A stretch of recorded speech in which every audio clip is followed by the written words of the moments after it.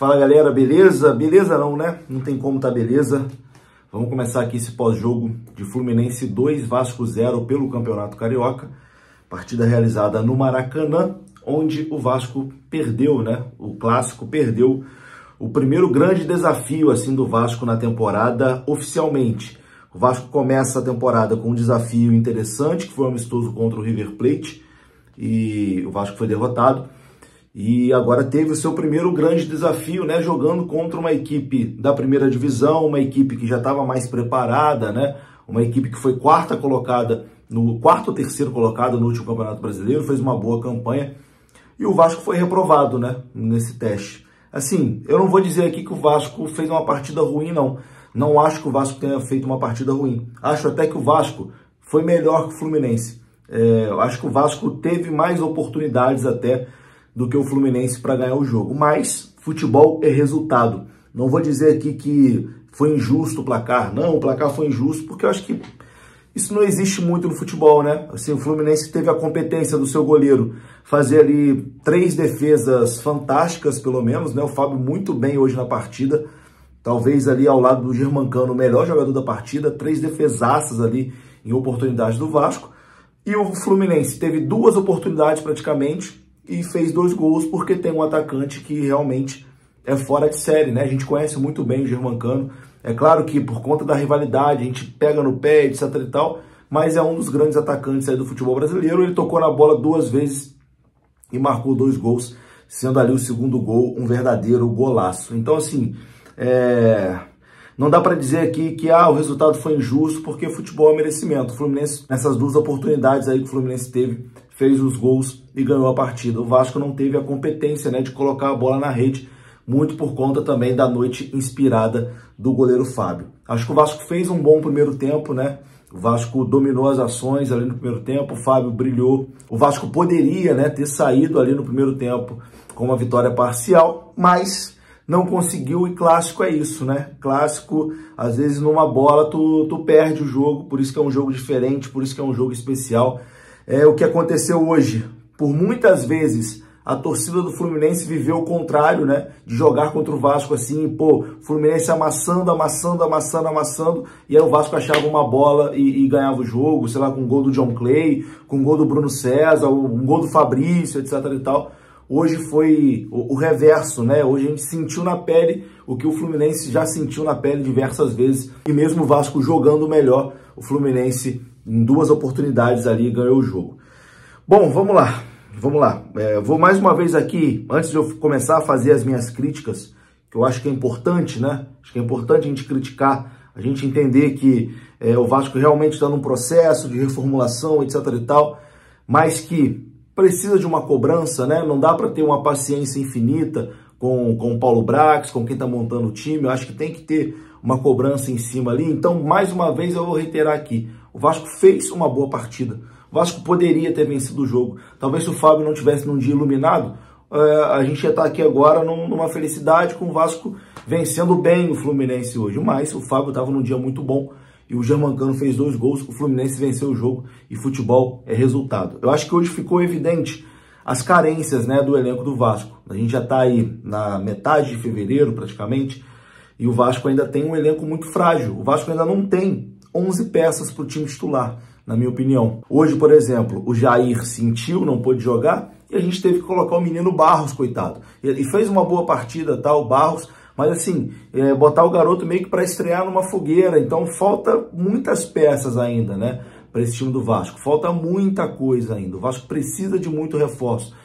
E o que eu vejo assim é uma passividade muito grande da torcida do Vasco em relação ao trabalho do Paulo Brax. Não, tem que esperar, etc e tal. Eu sei que, cara, eu não sou nenhum idiota, tá? Eu sei que, pô, se não fosse a 777, se não fosse a SAF, a gente hoje estaria numa situação muito pior.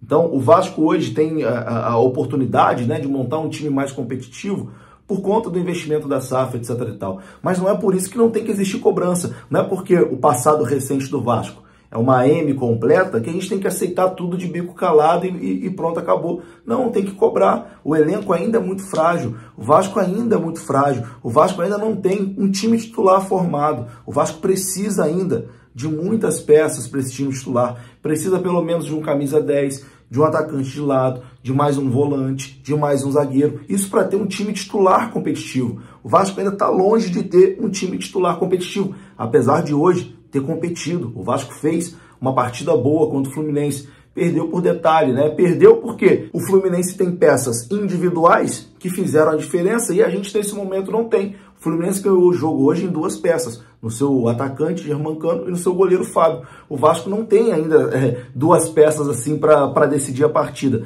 E aqui vai uma crítica ao Maurício Barbieri na partida de hoje em relação ao Pedro Raul. Cara, o Pedro Raul não estava fazendo uma partida ruim. E o Pedro Raul é o centroavante do Vasco.